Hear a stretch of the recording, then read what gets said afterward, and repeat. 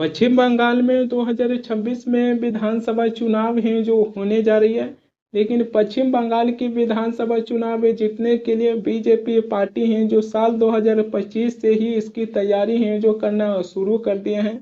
इतने काफ़ी समय पहले बीजेपी पार्टी हैं जो पश्चिम बंगाल में अपनी सरकार बनाने के लिए जो तैयारी किए हैं, इसके पीछे कहीं ना कहीं बीजेपी का कोई रहस्य है जो दिखाई देती है। 2026 की विधानसभा चुनाव पश्चिम बंगाल की जीतने के लिए बीजेपी पार्टी है जो केवल हिंदुओं को टारगेट करना है जो शुरू कर दिए हैं। बीजेपी का कहना है कि अगर पश्चिम बंगाल की चुनाव में केवल हमें हिंदुओं वोट दे देंगे तो हम हिंदुओं की वोट लेकर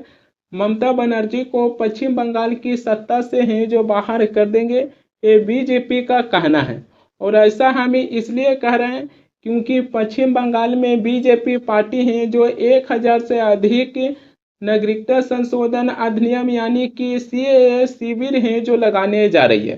ये काम तब किया जा रहा है जब पश्चिम बंगाल में मतदाता सूची का विशेष गहन पुनरीक्षण यानी कि एसआईआर से ठीक पहले है जो एक काम है जो किया जा रहा है। बीजेपी का नेता है जो ये भी कह रहे हैं कि चुनाव नज़दीक आने पर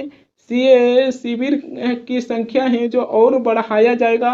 और बीजेपी की कार्यकर्ताओं को ये निर्देश है जो दिया गया है कि बीजेपी की कार्यकर्ता हैं जो पश्चिम बंगाल में घर घर जाकर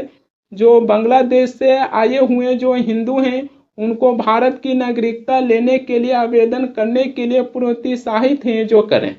यानी कि अगर इसी को हम थोड़ी आसान भाषा में कहें तो बीजेपी पार्टी है जो पश्चिम बंगाल में अपनी सरकार बनाने के लिए जो बांग्लादेश से जो हिंदू आए हैं उनको सीएए के तहत हैं जो भारत की नागरिकता हैं जो देने जा रहे हैं। आपने चुनाव में देखे होंगे या फिर सुने होंगे कि कोई भी पॉलिटिकल पार्टी चाहे कोई भी नेता है जो जनता के वोट लेने के लिए उनको पैसा देते हैं या फिर उनको हैं जो वोट देने से धमकाते हैं।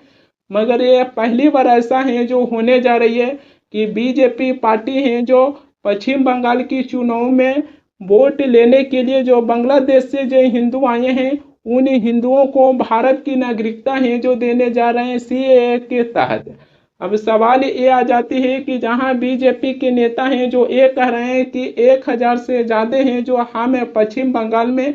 सीएए शिविर है जो लगाएंगे, उसी शिविर में जो बांग्लादेश की हिंदू पश्चिम बंगाल में रह रहे हैं उनको है जो बुलाया जाएगा और उनको भारत की नागरिकता देने से पहले ये गछवाया जाएगा कि अगर आप पश्चिम बंगाल की विधानसभा चुनाव में बीजेपी पार्टी को वोट देंगे तब आपको भारत की नागरिकता है जो दिया जाएगा। नागरिकता संशोधन अधिनियम यानी कि सीएए, इसी को बीजेपी के नेता हैं जो बांग्लादेश की हिंदुओं को लक्ष्मण रेखा है जो बता दिए हैं कि बांग्लादेश की हिंदुओं के लिए सीएए उनके लिए एक लक्ष्मण रेखा है। वहीं पर वो हाल ही में देश के गृह मंत्री अमित शाह हैं जो ये भी कहे थे कि भारत के अलावा दूसरे देश के नागरिक हैं जो अपने धर्म में नहीं बचा पाते हैं उनको प्रताड़ित हैं जो किया जा रहा है, तो दूसरे देश के नागरिक हैं जो भारत में आकर अपने धर्म है जो बचा सकते हैं और भारत सरकार है जो उन्हें भारत की नागरिकता है जो देंगे। यानी कि भारत है जो अब धर्म बचाने वाला देश है जो बन गए हैं कि अगर पाकिस्तान और बांग्लादेश में अगर हिंदुओं पर अत्याचार होता है तो पाकिस्तान और बांग्लादेश के हिंदू हैं जो भारत आकर अपने धर्म हैं जो बचा सकते हैं और उनको भारत सरकार है जो भारत की नागरिकता भी देने का काम है जो करेंगे। गृह मंत्री अमित शाह हैं जो ये भी कहें कि जो अपने धर्म बचाने के लिए भारत आते हैं वो शरणार्थी हैं और जो अवैध रूप से भारत में प्रवेश करते हैं वो घुसपैठिए हैं। कि घुसपैठिया और शरणार्थी के बीच में अंतर क्या है वो भी मैं आज समझाना चाहता हूं। जो अपने धर्म को बचाने के लिए जो उसका अधिकार है, हमारे संविधान के हिसाब से तो उसका अधिकार है, आर्टिकल 19 और 21 में हमने अधिकार दिया है, वो अपने धर्म को बचाने के लिए भारत की शरण में आता है तो हम उसको शरणार्थी कहते हैं।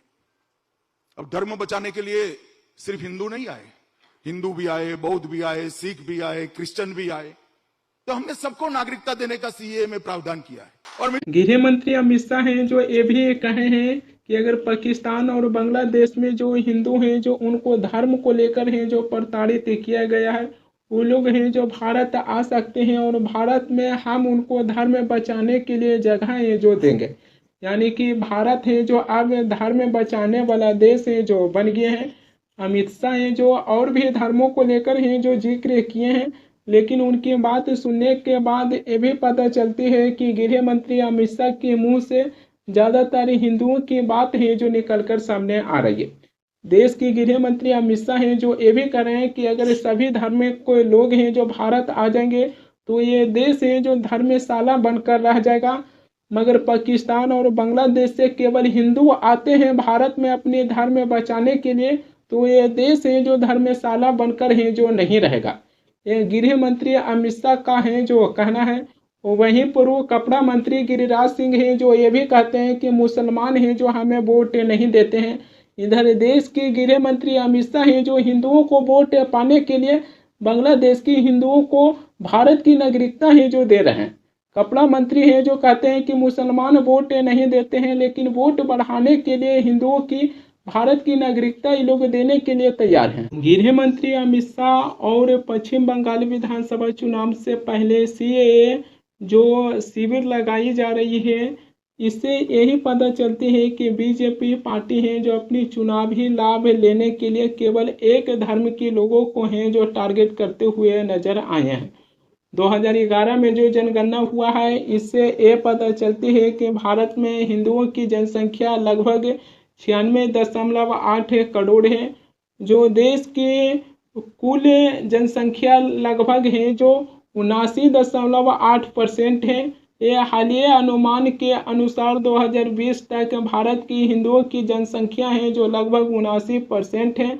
हालांकि इसमें समय के साथ साथ है जो गिरावट भी आया है, मगर सवाल ये आ जाती है कि हिंदुओं की जनसंख्या में अगर गिरावट आती है तो क्या जो बांग्लादेश से हिंदू आए हैं उनको है जो भारत सरकार भारत की नागरिकता देंगे केवल अपनी वोट बैंक के लिए।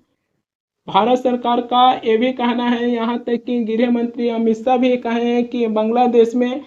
कई ऐसे हिंदुओं को हैं जो वहाँ पर धर्म को लेकर हैं जो प्रताड़ित किया गया है। इसी के चलते बांग्लादेश के हिंदू हैं जो भारत में आए हैं अपने धर्म बचाने के लिए, तो हम उनको भारत में शरण है जो दे सकते हैं। लेकिन इसका मतलब ये नहीं होता है कि वोट बैंक बनाने के लिए हम सीधे तौर पर उनको हैं जो भारत की नागरिकता है जो दे सकते हैं।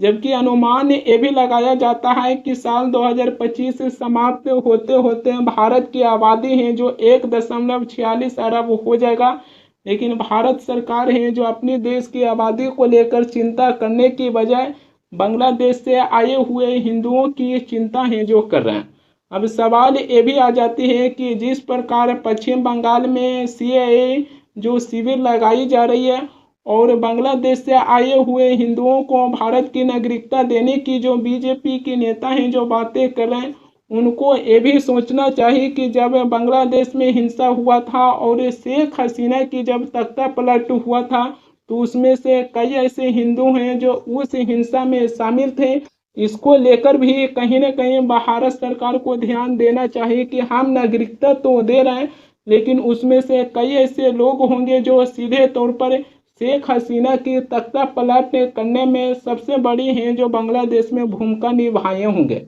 यह है भारत सरकार की रवैया, जहां वोट बैंक के लिए दूसरे देश के नागरिक को भारत की नागरिकता है जो देने जा रहे हैं।